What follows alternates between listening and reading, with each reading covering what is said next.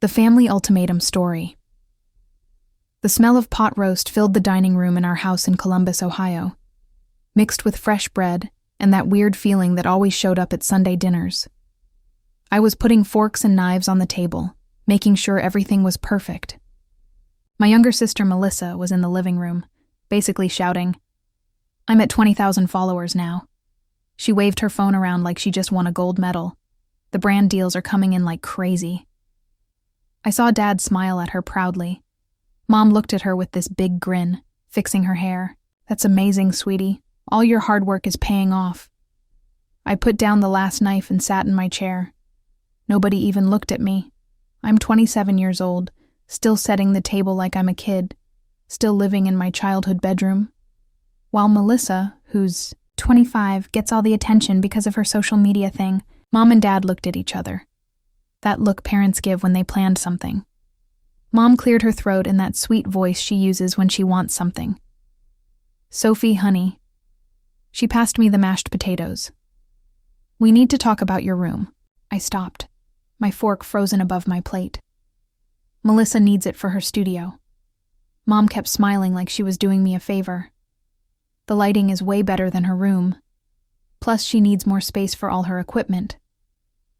Before I could say anything, Dad slammed his hand on the table. The water glasses jumped.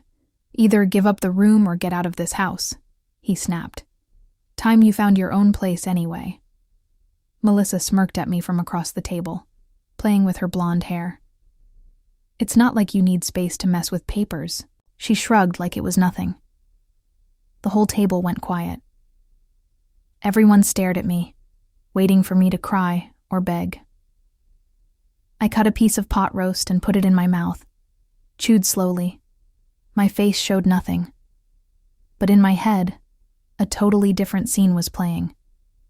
My room upstairs wasn't just where I slept. It was my safe space, my office, the control center for a life they knew absolutely nothing about. I had finance books on shelves I built myself, a simple desk with my computer.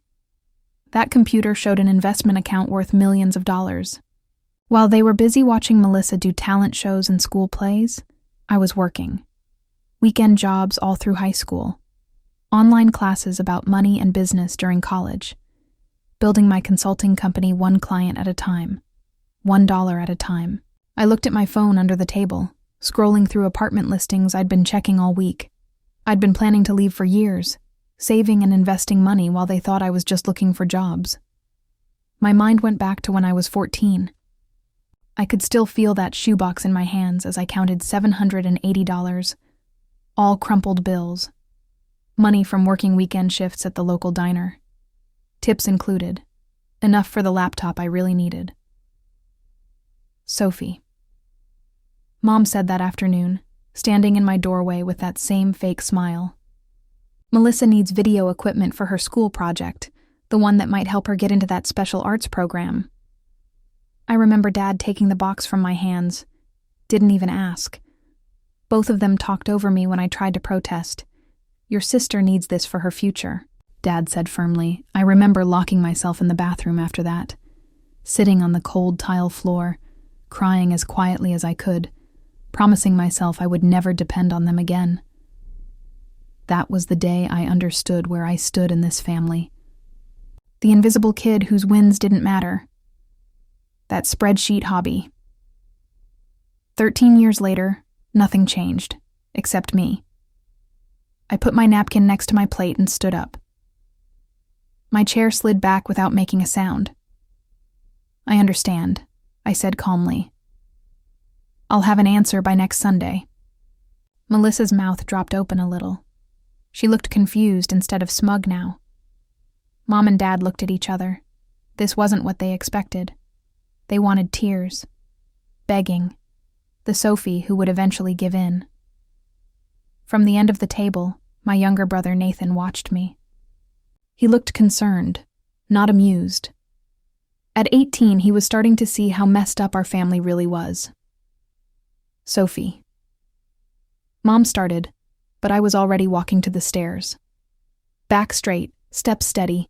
We can talk about the details later," I said over my shoulder. "Melissa, Make a list of what you want to change in the room. I'll need to know what to get ready. Behind me, their voices started up again, already talking about paint colors and lighting for Melissa's new studio. They forgot I left the room, just like they always forgot I was in it. In my bedroom, I closed the door and took out my phone. I scrolled to a contact I added months ago but never called. Until now. Rebecca Stone. A professional voice answered after 2 rings. I took a deep breath. Felt years of weight lifting off my shoulders. "Rebecca, this is Sophie Parker," I said, looking out my window at the house across the street. The one with the for sale sign I noticed weeks ago. I'm ready to make that move we talked about. The next morning, Dad's laptop sits on the kitchen counter. His email is open, like a treasure map. I look over my shoulder. The house is empty except for the dishwasher humming. My fingers hang over the keyboard. This isn't like me, going through someone else's private stuff. But then again, their ultimatum about my room wasn't normal either. I click on a folder called Family Finances. The screen fills with spreadsheets that make my stomach hurt. Credit card bills go on forever. A digital picture of debt I never knew existed. $180,000. The number blinks at me from the bottom of the screen. $180,000. My parents spent this supporting Melissa's influencer career. Line after line tells the whole story. Camera equipment, lighting stuff, professional editing software. A $3,000 charge from last month for a weekend workshop with some social media expert in Chicago, all written down as business expenses in Dad's careful notes. I dig deeper, finding an email thread between my parents about a second mortgage. The house I grew up in used to pay for Melissa's Instagram dream. A new message notification pops up. Melissa to her talent agency. I shouldn't open it. I do anyway. "I'm expecting to hit 50,000 followers by next month," she wrote. I check her actual numbers on a page Dad has saved. 19,723. Less than half what she's claiming. The front door rattles. I close the laptop and move toward the stairs, heart beating fast. Mom walks in with grocery bags. Barely looks at me. "Sophie?" she calls as I reach the stairs. "Don't forget Sunday's deadline. Melissa's been planning that room for weeks." I pause. "Don't turn around. My financial paperwork. We'll box it all up for you." Mom interrupts. That fake sweet voice making my teeth hurt, though some of it might accidentally get thrown away during cleaning. You know how that happens. Her casual threat feels like ice. 7 days. That's all I have before they expect me to give up my space. And with it, any proof of the life I built. I grab my laptop and drive to Scarlet Bean Coffee, my unofficial second office. The barista nods like he knows me as I order my usual black coffee. No room. Sitting in my corner booth, I open my own financial stuff. The numbers glow back at me. $2.7 million in company earnings this year. 3 full-time employees. Clients across 4 countries. I take a long sip of coffee. Let the bitter warmth fill me. A quiet confidence replaces the lifelong doubt that's followed me since I was a kid. They never saw me. Maybe they never will. My phone buzzes with a text from Rebecca Stone, the realtor. "Found 3 properties that match what you're looking for. Can you view this afternoon?" I stare at the message. A plan forms in my mind. This isn't just about finding somewhere to live anymore. I won't just leave. I whisper to my screen. I'll make a statement they can't ignore. I text Rebecca back. Yes, looking for something specific, preferably visible from my parents' house. Her response comes almost immediately. I have just the place. Meet at 3 p.m.? I smile for the first time in days. Perfect. 3 hours later, Rebecca's nice car pulls up to a 2-story house directly across from my parents' house. The for sale sign I'd been watching for weeks stands in the front yard. "This is exactly what I want," I tell Rebecca as we walk up the stone path. Something they'll see every single day. Rebecca's professional face cracks a little. Her eyebrow goes up. Interesting choice of words, she says, unlocking the door. Most clients talk about what they want to see, not what they want others to see. Before I can respond, someone calls my name from the sidewalk. Emma Barrett waves, crossing the street with a folder under her arm. Her red hair catches the afternoon sun as she walks around a parked car. I brought those property listings you asked about, she says, climbing the steps to join us. But I see Rebecca's already got you covered. Emma has believed in me since college, when I showed her my business plan written on coffee shop napkins.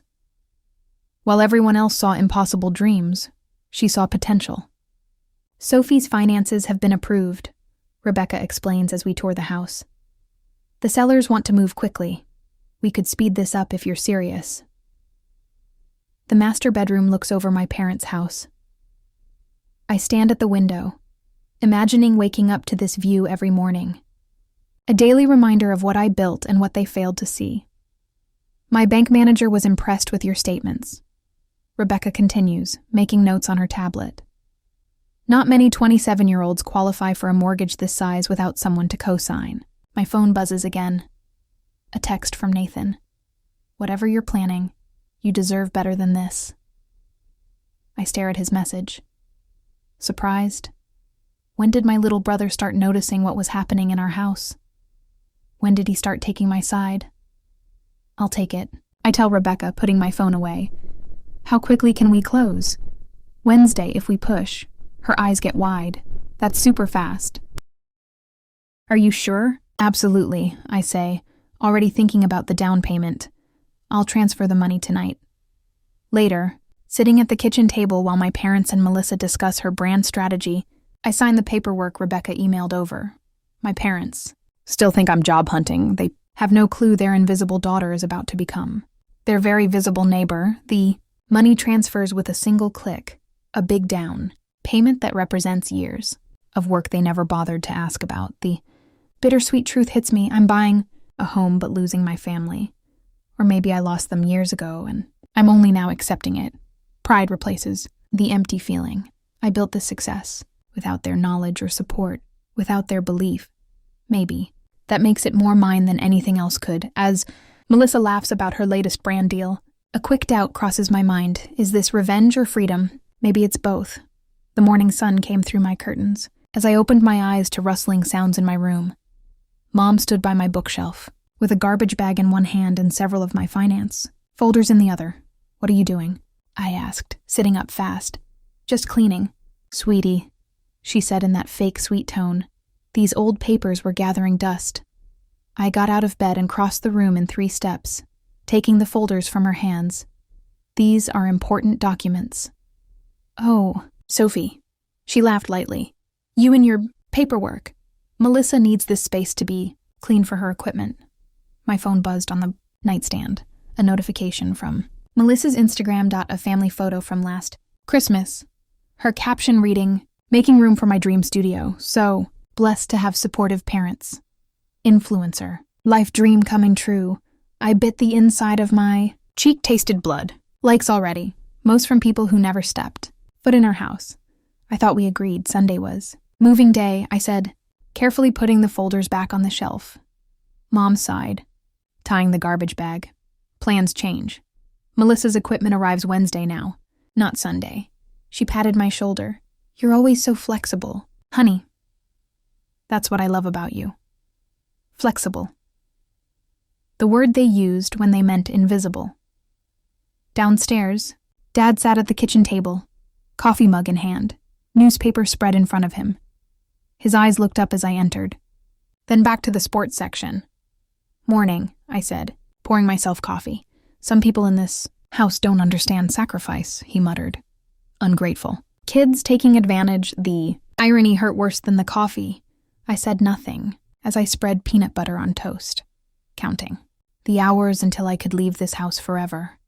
That evening, relatives gathered around our dining table for Mom's monthly family dinner. Aunt Karen passed the green beans while Uncle Tom described his golf game in painful detail. I pushed food around my plate, half listening, until Mom tapped her spoon. "We have exciting news," she announced with a big, practiced smile. "Melissa has a potential deal with a major makeup brand. They're sending professional equipment for her videos." Aunt Karen clapped her hands. "Together, that's wonderful. Sophie's giving up her bedroom for Melissa's studio," Mom continued, as if I'd happily volunteered. Such a supportive sister. All eyes turned to me, expecting the dutiful daughter act. I smiled tightly and raised my water glass. Family supports family, right? Later that night, my phone lit up with a text from Rebecca. "Found it. The perfect house. 4 bedrooms, directly across from your parents. Virtual tour tomorrow." I stared at the message. Something like hope growing in my chest. I typed back, "Yes." First thing, the virtual tour showed high ceilings and hardwood floors. But it was the office that stopped my breath. A big room with built-in bookshelves and a window overlooking my parents' front door. Could sit at my desk and watch them come and go while they'd never see me. "Working, what do you think?" Rebecca asked through the video call. "It's perfect," I whispered, unexpected tears blurring my vision. "How quickly can we close?" Rebecca's face lit up with determination. "With your finances and my connections, we can have keys in your hand Wednesday morning." "Wednesday," I repeated, thinking of Melissa's equipment. Delivery. The timing wasn't random, it was justice. The signing happened Tuesday afternoon. Papers spread across a big table in Rebecca's office. My hand shook slightly as I signed the final document, a mix of fear and victory running through me. "Sophie," Rebecca said as she gathered the papers, her voice unusually soft. "In 20 years of real estate, I've never seen someone your age this prepared." I blinked fast, not ready for the warmth that spread through my chest at her words. Back home, I was organizing client files when my bedroom door opened without a knock. Melissa walked in, measuring tape in hand, eyes already scanning my walls.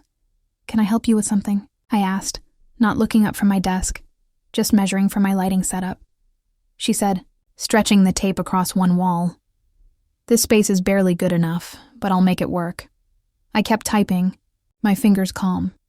"I see, my brand is on the verge of $1 million value," she continued, pacing around my room. "I need this space more than you do. It's not like you're doing anything important with it." If she only knew the irony, the financial empire I'd built while she collected followers and free makeup samples. "We'll see what happens Sunday," I said, saving my document. Melissa laughed, the sound sharp and mean. "Mom and Dad already decided. You don't have a choice." I looked up then, meeting her eyes directly. A small, secret smile curved my lips. "Everyone has choices. Some just take longer to make them." Confusion crossed her face before she rolled her eyes and left.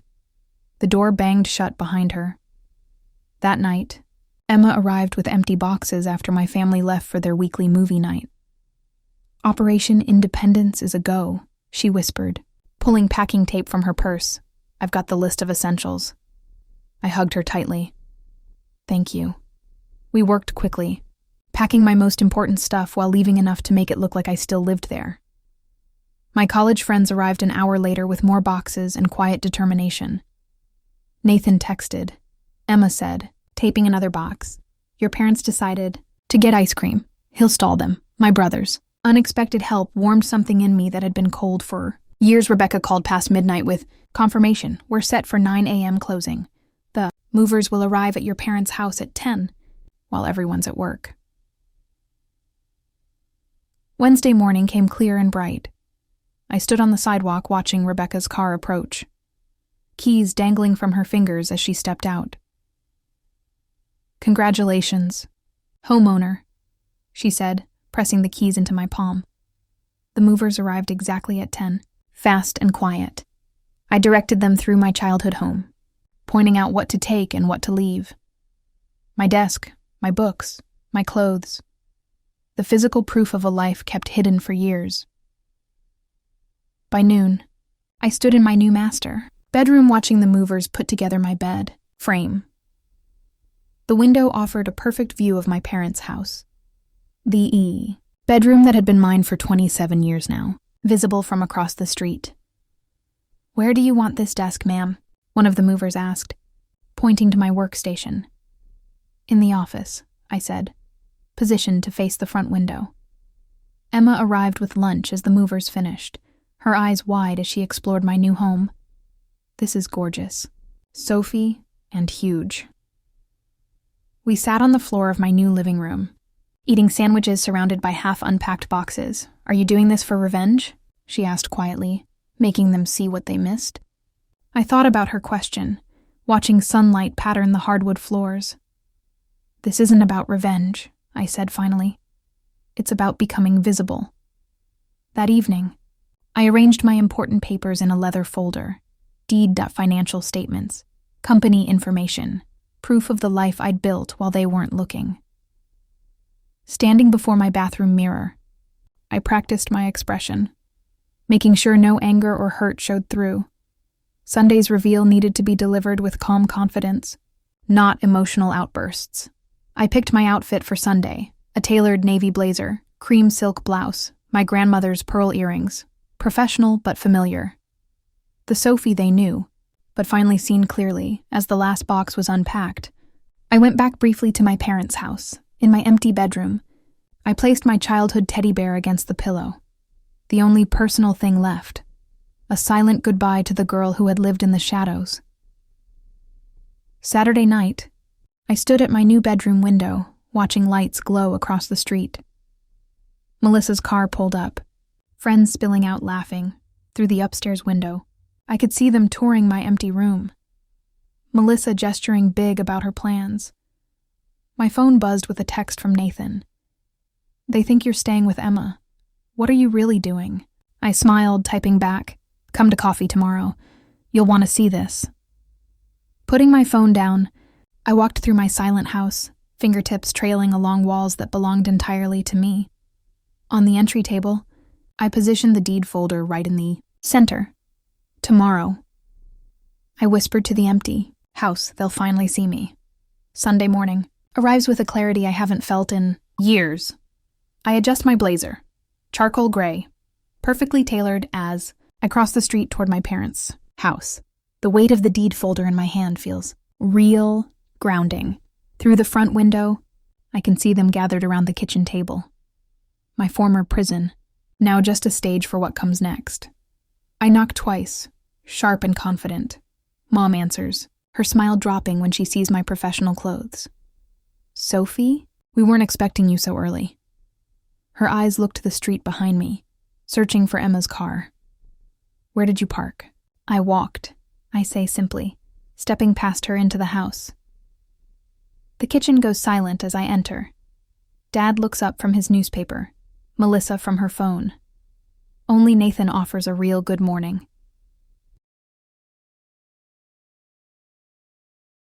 I pour myself coffee from the pot on the counter, something I've done thousands of times in this house. Today it feels different. A choice rather than an obligation. I thought you'd be bringing your things, Melissa says, her tone sweet, but eyes calculating. I've already picked out paint samples for the walls, thinking of a pink with gold accents for my backdrop wall, Melissa says.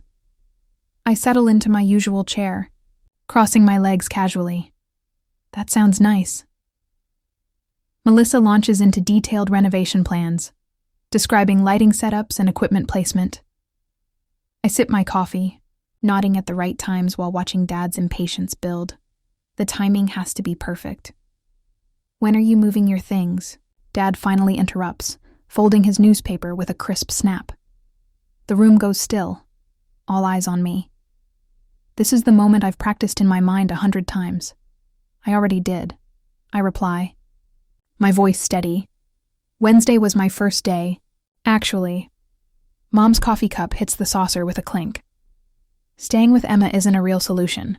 Sophie, you need to think about this logically. Dad laughs, the sound empty of humor. You'll be back when you can't afford rent. The real world is expensive, especially for someone with your job history. Melissa reaches across the table, patting my hand with fake concern. Don't be dramatic just because you're jealous of my success. We all have our paths. Even if yours is taking longer to develop, they present a united front. so confident in their assumptions. But for the first time, I notice a flicker of worry in Mom's eyes as I stay calm through their dismissals. "Thank you all for your concern," I say, placing the folder on the coffee table slowly. "But I'm not renting. I bought a house." The statement hangs in air, rearranging everything between us. I let the silence stretch, enjoying the shifting expressions across their faces. Confusion, disbelief, the first edge of alarm, the one across the street. Actually, I turn slightly in my chair, pointing through the front window at my new home. 3 stories of brick and character, directly. In their line of sight, Mom's coffee cup slips from her fingers, splashing brown liquid across the white tablecloth. Dad's mouth opens and closes without sound. Melissa sits frozen, her Instagram post forgotten mid-type. "How could you afford that?" Nathan asks, breaking the shocked silence. There's no judgment in his voice, only real amazement. I straighten my shoulders, embracing the truth I've hidden for years. "I own a financial consulting business." "A what?" Dad's voice cracks. "A financial consulting firm. We manage portfolios and investment strategies for clients across the country." I keep my tone matter-of-fact, as if discussing the weather. We crossed $2.7 million in revenue last quarter. Years of being dismissed hang in the balance as I let them process this information. Nathan's eyes get wide, respect showing in his expression. Mom recovers first, her smile tight. "It's probably just a starter home with a small mortgage." That neighborhood has become quite affordable lately. I slide financial statements across the table, paid 60% down. The rest is financed at 2.8%. Melissa's phone slips from her hand, falling onto her plate with a clatter. "You've been lying about your job." Dad's face turns red as he slams his palm against the table. "No," I correct him calmly. "You've been assuming I was unsuccessful. You never actually asked what I do." The difference lands like a physical. Look, Dad's mouth snaps shut. Mom stands quickly, grabbing her phone. "I need to call Aunt Michelle." This impulsive decision. "Go ahead," I say, sipping my coffee. She already knows. She's coming to my housewarming party next weekend. Within an hour, the family machinery activates its defense systems. Mom calls 3 relatives, her voice getting more strained as their responses prove disappointingly supportive of my brave new chapter. Melissa posts a vague story about toxic family drama that gets minimal engagement compared to her usual content. Through the window, I watch Mr. Carter from next door slow his morning walk to admire the antique writing desk being carried into my front door by professional movers. The neighborhood gossip network has already activated. Sophie Parker, successful businesswoman moving into the Henderson property. The doorbell rings, and Emma enters with a potted plant and a bottle of champagne. Housewarming gift for the new homeowner, she announces, ignoring the tension filling the air. "Thank you," I say, accepting both with real warmth. The contrast between her honest support and my family's calculated reactions couldn't be clearer. Nathan stands, looking between our parents and me. "Can I see your new place, Sophie?" The request represents more than curiosity. It's the first crack in the family's united front. His willingness to cross the street with me carries weight beyond the physical journey. "Of course," I say, gathering my things. "Anytime." As we prepare to leave, Dad clears his throat. "We should discuss your future." Visits. Sunday dinners are a family tradition. I'm still family. Interrupt gently. Just living across the street instead of upstairs. Mom's smile doesn't reach her eyes. "Of course you are. We're just trying to understand this sudden change." "Not sudden," I correct. Her not just finally visible.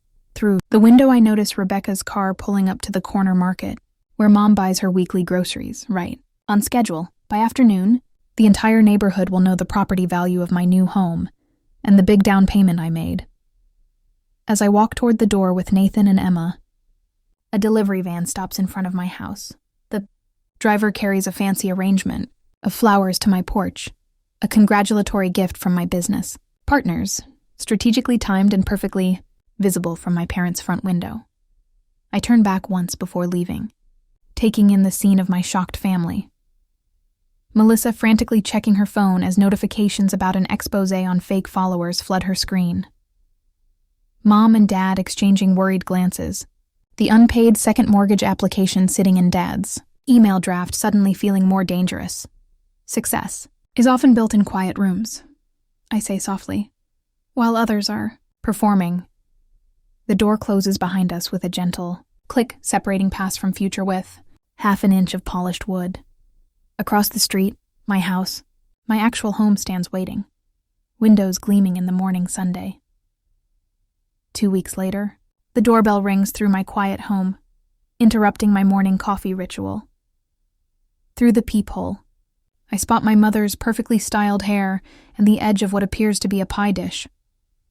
I take a deep breath, straighten my shoulders, and open the door with a neutral expression. Sophie, sweetheart, Mom holds up a perfectly golden-crusted apple pie, steam still rising from the top. I made your favorite. We should talk. I step aside, allowing her into the entryway of my new home. Her eyes dart around, taking in the nice furnishings, the spacious layout, the obvious signs of success she never bothered to notice before. This is quite something you've done here, she says, placing the pie on my kitchen counter. Her hands go to her pearl necklace, adjusting it unnecessarily. Your father and I always believed in you. You know. I pour her a cup of coffee without responding. The silence stretches between us.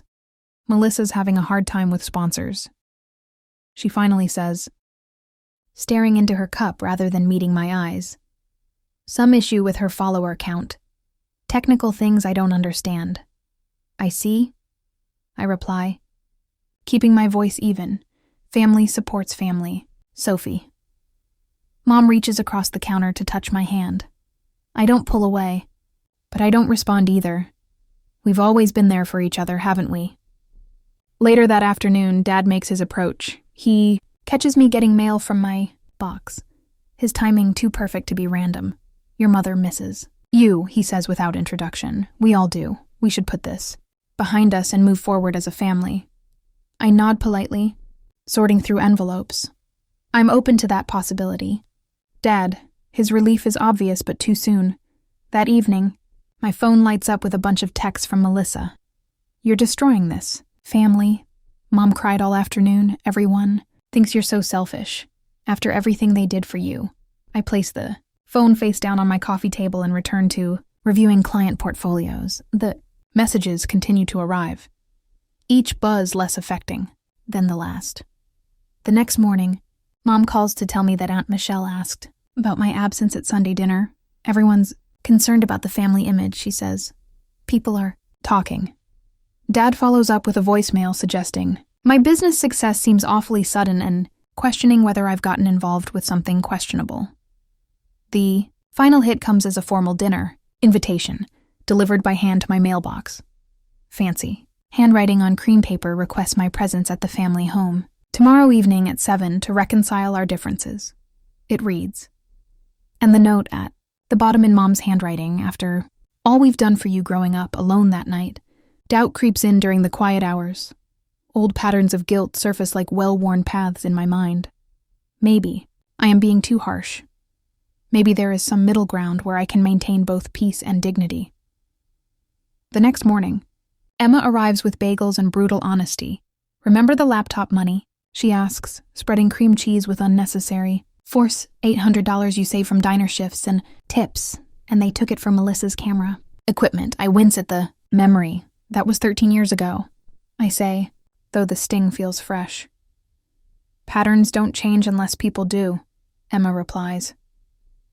After she leaves, I pull out the journals I've kept since childhood.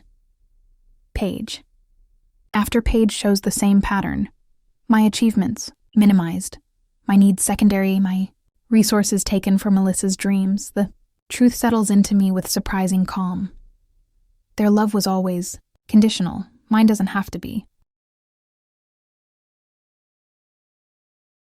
I arrive at my parents' house at exactly 7 the next evening. The table is set with the good china.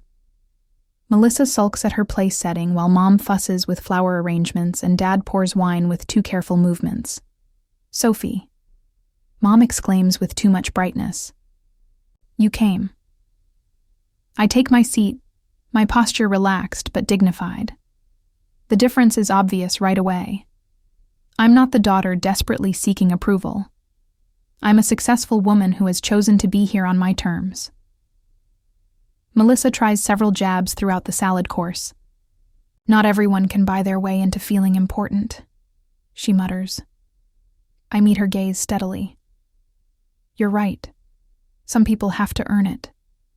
Her fork clatters against her plate. When the main course is served, Dad clears his throat meaningfully. The moment for reconciliation has apparently arrived. According to their schedule, I needed to build my own life. I say before they can begin their prepared speeches. You needed me to remain invisible. Those two things weren't compatible. Mom's hand freezes midway to her water glass. Sophie, we never. I'm open to a relationship. I continue calmly, but not one based on what you can take from me. The silence that follows is deep.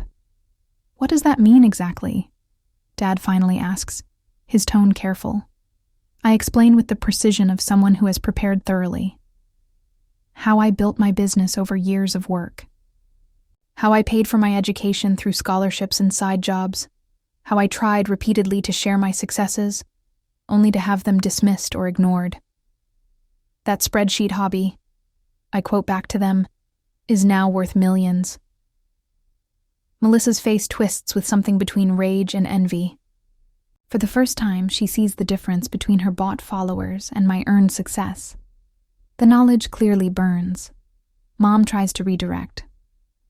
Speaking of your business success, Sophie, maybe you could help with family finances, just until Melissa gets back on her feet. The trap is sprung, but not as she intended. From my purse, I remove a folder containing documentation of every instance they took from me, from the laptop savings to college fund withdrawals for Melissa's headshots. Dad begins to protest, but his words die as I show him his own signature on a withdrawal slip from my college account. Melissa launches into a tantrum about fairness and family loyalty that exposes her entitlement more clearly than any argument I could make. Through it all, I remain composed. The family narrative collapses around us, but I do not gloat or rage. There's no satisfaction in watching them confront reality, only the quiet relief of finally being seen. I'm willing to have a relationship based on mutual respect, I say when the storm subsides. That includes financial boundaries. I won't support anyone without accountability. I turn to Melissa. You can apologize genuinely, and we can build something new. Or you can maintain your position and we'll maintain our distance. My parents sit stunned, facing consequences perhaps for the first time. You gave me an ultimatum about my room, I say, rising from the table. I chose freedom. I leave without tears or anger, walking the short distance across the street to my own home. From my front porch, the family house is clearly visible, windows glowing with fake warmth.